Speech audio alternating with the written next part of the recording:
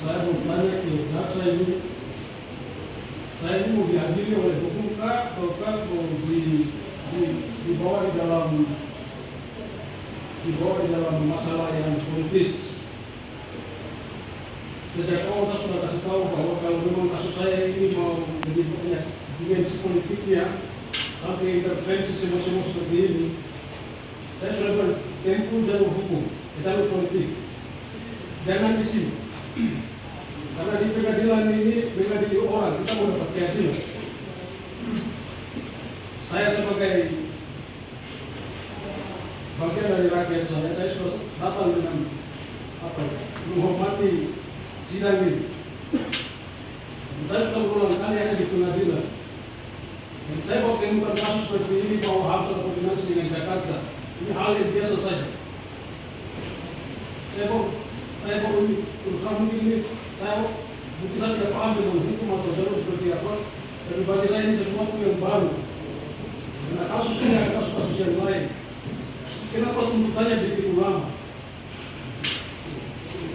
Tanyakan ke jaksa, kalau kamu punya niat politik yang lain, selesaikan ini kasus ini dengan baik.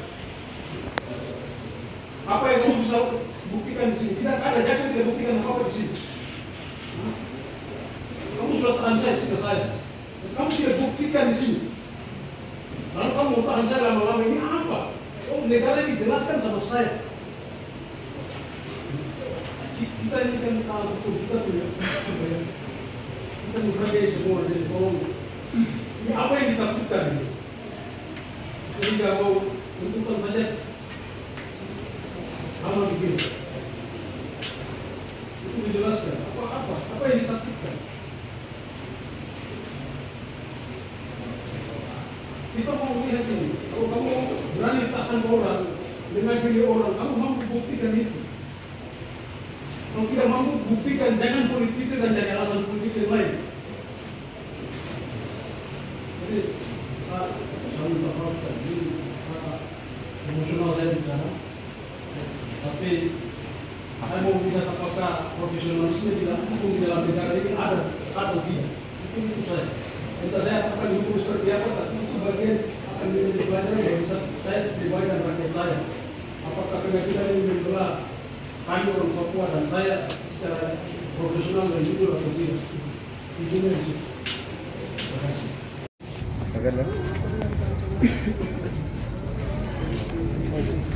Oke, selamat sore, salam demokrasi buat semuanya. Sore hari ini kami baru saya selesai menggelar dua sidang ya. Yang pertama sidangnya Gerson Pigai dan Kamus dengan agenda tuntutan, dan juga sidangnya Victor Fredrik Keimo dengan agenda tuntutan. Berkaitan dengan sidang tuntutan Victor Fredrik Keimo, hari ini jaksa belum siap sehingga diminta tunda. Tadi dalam sidang sempat diingatkan oleh majelis hakim terkait semestinya hari ini adalah hari terakhir waktu yang diberikan kesempatan oleh majelis untuk bacakan tuntutan. Namun saudara jaksa tidak bisa hadirkan hari ini. Begitu ditanya terkait apa alasannya, rupanya oleh saudara jaksa, dia bilang kalau tuntutan ini itu dia harus berkoordinasi dengan Jakarta, dalam hal ini Kejaksaan Agung Republik Indonesia, dan juga akan diturunkan ke Kejaksaan Tinggi Papua dan turun kepada si jaksa. Begitu. Jadi ada 3 tahapan. Nah, berkaitan dengan alasan dari Jaksa Agung, itu semestinya itu sebenarnya sudah menjadi alasan di sidang sebelum ini ya. Sampai kemudian hakim berikan waktu untuk tunda hari ini. Tapi di sidang hari ini masih alasan yang sama. Masih menunggu rentut atau rencana tuntutan dari jaksa. Ini kemudian menjadi satu pertanyaan tersendiri kita.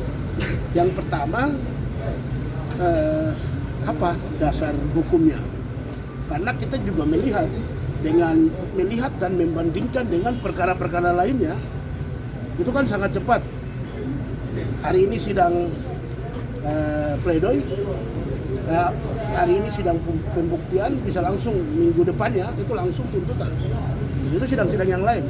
Tapi di sidang khusus kasus yang menimpa klien kami Victor Frederick Keimo ini harus tunda 2 kali. Nah, ini kemudian menjadi sesuatu yang ganjal. Yang berikutnya, berkas perkara klien kami Victor Frederick Keimo ini adalah satu berkas dari 3 berkas yang sudah disidang sebelumnya. Yang pertama berkas itu yang dialami oleh 7 tapol yang disidangkan di Balikpapan. Yang berikutnya itu berkas yang disidangkan atas nama François ini di Pengadilan Negeri Jayapura sini. Itu kan berjalan dengan cepat.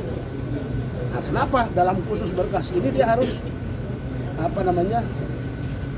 tertunda-tunda? Ini kemudian menjadi dua hal yang menjadi dasar kami meragukan alasan yang kemudian disampaikan oleh saudara jaksa.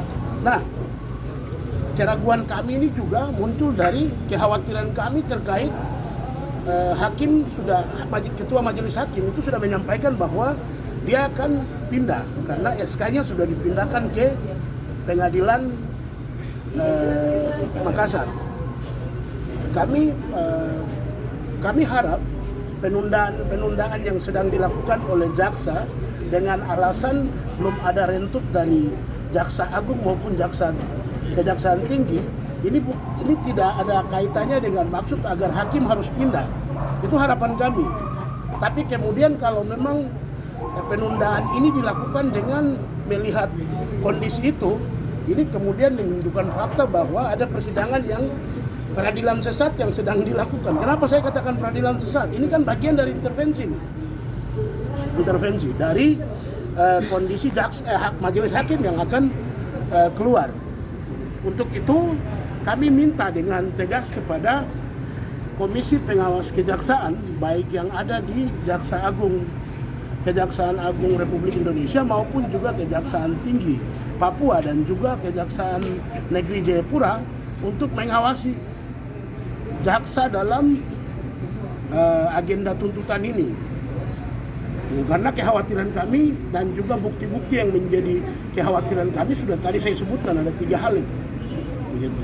Jadi saya mohon untuk dipantau oleh Komisi Kejaksaan. Yang berikutnya kami juga harapkan agar tadi juga sudah kami sampaikan ya kepada majelis hakim, yang kami minta agar majelis hakim tetap memegang prinsip sesuai kode etik hakim dan juga prinsip dalam peradilan terkait independensi. Karena ya kita tidak menutup mata dengan proses persidangan ini yang tuntutannya berlarut-larut. Kemudian ada fakta-fakta pengkondisian di luar dengan adanya berita hoaks yang beredar tentang kondisi di sidang, baik di sidang sebelumnya dan sidang hari ini. Kemudian ada banyak aparat yang hadir, yang mana di kasus-kasus lain tidak ada. Ini kan bagian dari pengkondisian. Sehingga tadi kita minta kepada majelis hakim untuk tetap independen dan profesional dalam memeriksa perkara ini. Permintaan independensi yang kita minta itu bukan kami minta ya, tapi sudah ada di dalam undang-undang kehakiman. Atas dasar itu kita minta agar majelis tetap menjalankan itu. Dan juga kita tadi minta kepada majelis untuk tolong intervensi ini dengan cara mengirim surat atau berkoordinasi dengan Jaksa Agung untuk segera menyiapkan tuntutan. Itu tadi kita minta kepada majelis. Nah, itu berkaitan dengan perkara yang dialami oleh klien kami Victor Keimo. Nah, berkaitan dengan sidang tunda itu nanti akan dilakukan di hari Kamis tanggal 27 April 2023, hari Kamis minggu depan. Yang berikutnya berkaitan dengan kasus Gerson Pigai dan rekannya Kamus. Tadi agenda tuntutan, dan dalam tuntutan hakim memvonis terbukti tuduhan sesuai dakwaan pertama, yaitu pasal 160 junto 55 KUHP, dan kemudian memvonis 5 bulan 10 hari. Nah, atas vonis tersebut kami tadi menyampaikan keberatan. Yang pertama berkaitan dengan kami menilai putusan yang kemudian diputuskan oleh majelis hakim itu tidak mengambil fakta-fakta yang ada di dalam persidangan. Atas dasar itu kami menyimpulkan bahwa itu adalah putusan secara subjektif yang putuskan oleh majelis. Yang berikutnya, atas putusan yang subjektif itu kami juga sangat kecewa dengan majelis. Kenapa kita kecewa? Karena kami sudah menunjukkan bukti surat pemberitahuan untuk aksi tanggal 16 November tahun 2022 di depan Gapura Uncen. Namun surat pemberitahuan yang kita hadirkan sebagai alat bukti surat itu tidak dilihat. Berikutnya, ahli pidana yang dihadirkan oleh saudara jaksa itu dengan tegas menyampaikan bahwa apabila aksi demonstrasi yang dilakukan itu sesuai dengan peraturan yang berlaku, dalam hal ini Undang-Undang Nomor 9 tahun 1998 tentang kemerdekaan menyampaikan pendapat, maka tidak bisa dipidana atau tidak bisa dituduh bersalah gitu, atau tidak terbukti gitu, berkaitan dengan 160 penghasutannya. Itu jelas tuh. Ahli yang dihadirkan oleh jaksa menyatakan itu di depan sidang, tapi majelis hakim tidak melihat fakta itu. Nah, ini kan kemudian kami muncul beberapa kekhawatiran dan juga kecurigaan. Yang pertama, jangan-jangan majelis ini ada intervensi nih. Begitu. Kenapa ada intervensi? Karena ini kan berkaitan dengan fakta pembungkaman ruang demokrasi yang sudah sering dilakukan dengan dalil izin. Itu yang kemudian padahal dalam aksi tanggal 16 November 2022 itu sudah ada surat pemberitahuan yang dibawa ke kantor Polresta Jayapura. Ini yang kemudian kami sangat kesal karena seakan-akan persidangan ini itu kemudian membenarkan alibi aparat kepolisian yang selama ini mengartikan pemberitahuan menjadi izin. Gitu. Atas dasar itu kami sangat kecewa dengan majelis tadi. Kami juga harap kepada Komisi Yudisial untuk bisa melihat perkara Gerson dan juga Kamus terkait profesionalisme hakim dalam memeriksa, karena dia tidak mengambil keterangan yang ada dalam fakta, malah dia kemudian mengambil keterangan lain yang secara subjektif dia, yang akhirnya kemudian buat kabur persoalan ini dan seakan-akan membenarkan alibi polisi yang mengartikan pemberitahuan menjadi izin. Jadi kan, atas dasar itu tadi kita juga sampaikan kita akan pikir-pikir untuk kemudian melakukan upaya hukum, entah ya upaya hukum seperti itu. Mungkin itu yang bisa saya sampaikan, nanti akan ditambahkan dulu oleh lain saya. Ada yang saya mau sampaikan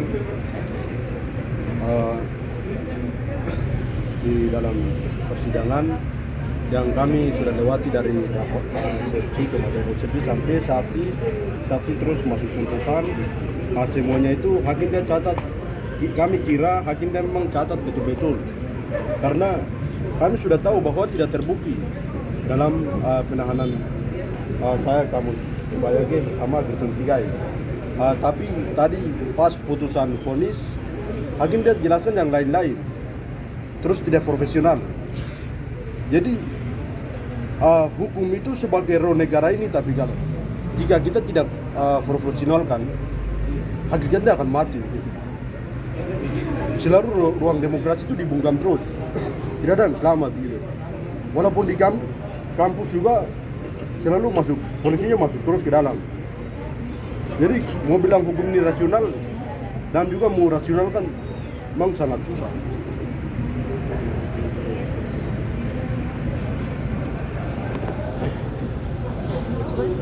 Oke, baik, terima kasih. Tadi diputuskan oleh hakim ini kami sangat kecewa. Padahal sementara kan sementara ada pada saat aksi yang berlangsung pada 10 November ini ada beberapa kata-kata yang dia keluarkan daripada saksi-saksi fakta di lapangan. Sementara fakta-fakta di lapangan bicara lain, kemudian hakim diputuskan lain. Itu yang pertama. Nah, ini membuktikan kalau hakim juga sedang memelihara pembungkaman ruang demokrasi di kampus ini. Hakim sedang bekerja sama dengan Kapolda Papua untuk membungkam ekspresi bagi mahasiswa. Sementara kampus itu kan otonomi kampus yang sudah menjamin sesuai dengan undang-undang hukum yang berlaku.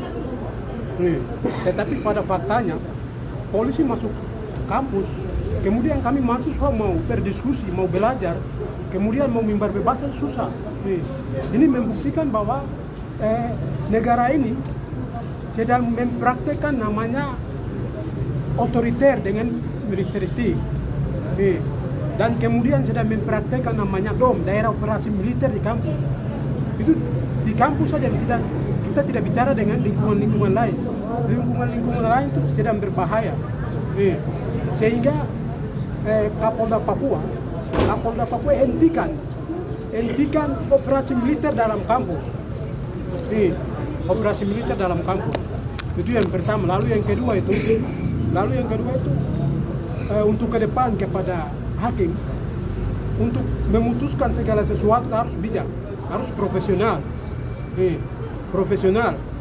Karena tadi ini dia seakan-akan membenarkan polisi dorang, sementara menjadi aktor, menjadi kekerasan dalam lingkungan kampus itu polisi sendiri, malah polisi yang masuk dalam kampus. Ini tidak benar sekali ini. Sehingga hakim lain kali berprofesional, tidak boleh membeda-bedakan kulit, ras, kelas dan lain-lain. Ini tidak benar. Mungkin barangkali itu yang kami bisa sampaikan. Terima kasih.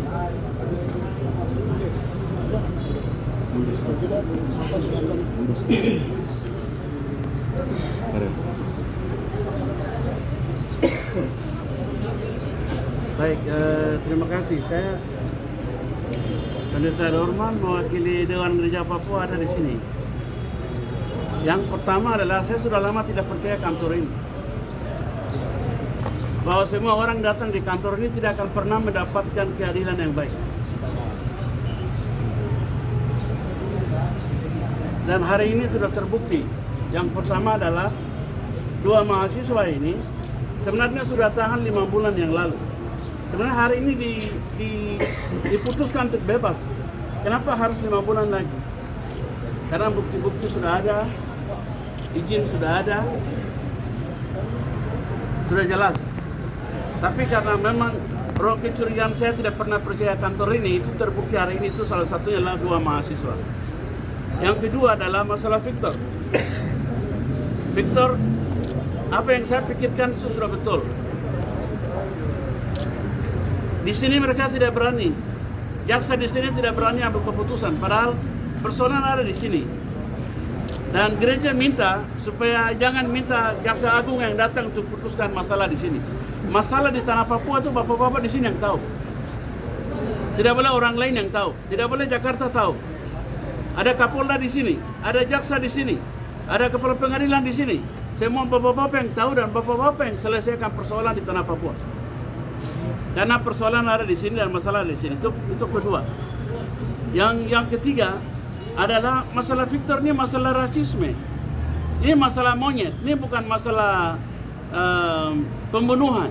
Ini bukan masalah penculikan. Ini bukan hukum-hukum yang lain, pasal yang lain. Hari ini saya mau datang, mau dengar saja apa pengadilan mau putuskan tentang Victor Yahimo. Karena murni rasisme. Sekali lagi murni rasisme. Rasisme itu musuh seluruh dunia. Rasisme itu musuh Indonesia. Dan rasisme juga musuh orang Papua. Nah karena itu, ini sudah 2 kali ditunda. Nah ini tidak boleh terjadi. Ini mungkin karena saya tidak percaya kantor ini. Mungkin itu juga menyebabkan 2 kali tertunda. Tidak profesional. Yang terakhir adalah hakim jangan pindah dulu. Dia selesaikan kasusnya Victor dulu baru dipindahkan. Karena kasusnya yang Victor dia yang tahu. Dari awal dia yang tangani.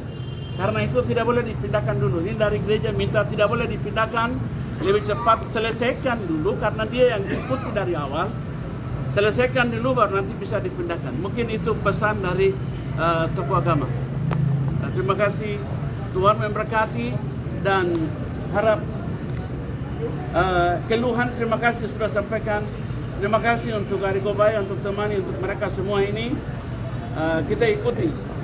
Karena Victor persoalannya adalah hanya satu poin, yaitu masalah rasisme. Gereja minta tidak boleh lagi libatkan dan tampakkan dan pasal tambah-tambah dari kasus-kasus yang lain. Kalau berani tambahkan kasus yang lain, itu akan konflik horizontal di tanah Papua. Konflik untuk semua orang. Karena itu kita semua gereja mau tanah damai, ini tanah Tuhan. Karena itu salah satu solusi untuk terbaik untuk kantor ini. Yang orang semua yang datang punya beban, punya masalah semua datang di kantor ini. Tolong menyelesaikan sesuai dengan hukum yang berlaku dan keadilan-adilannya yang betul. Karena semua orang kita sudah tahu, kita semua sudah sekolah. Mungkin dari saya itu, dan harap tanggal 27 itu pertemuan terakhir dan tuntutan terakhir. Tidak lagi tunda. Pesan itu, tidak lagi tunda. Itu tuntutan terakhir dan hakim yang sama. Tidak lagi hakim yang baru. Dan pesan yang penting sekali adalah jangan jaksa hukum dari Jakarta. Tapi yang ada di sini yang selesaikan. Kalau di sana dia mau bawa materi apa? Materi semua ada di sini. Nanti masalah rasisme. Terima kasih.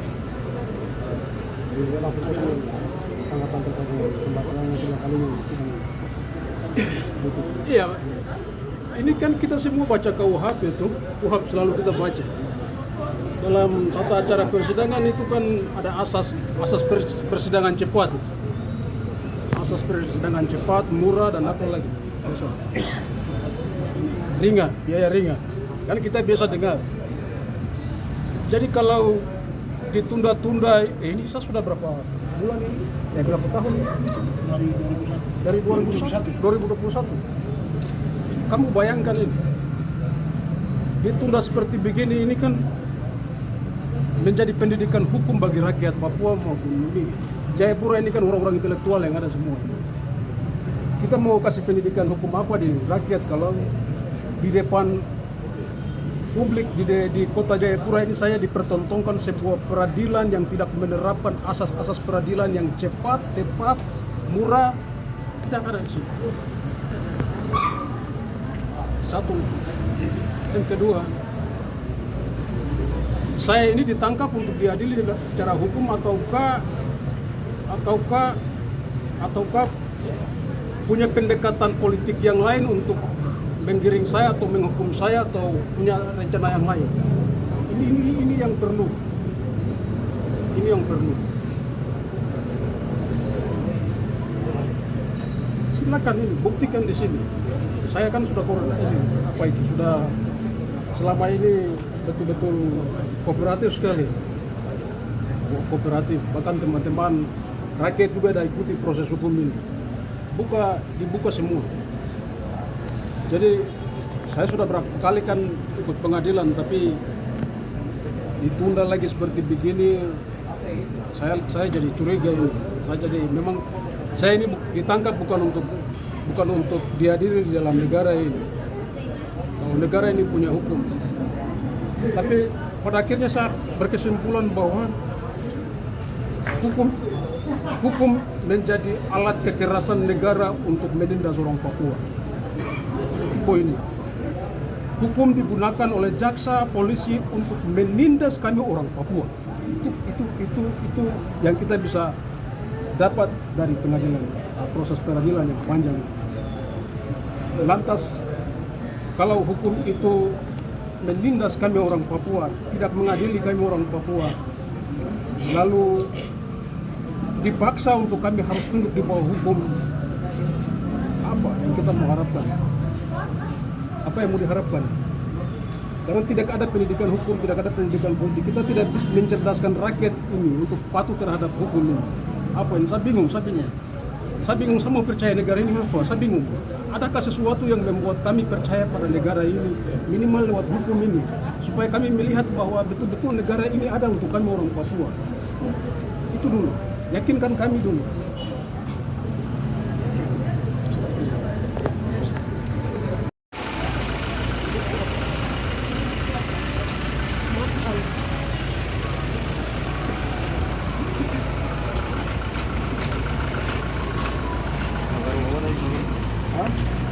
Đó là bọn anh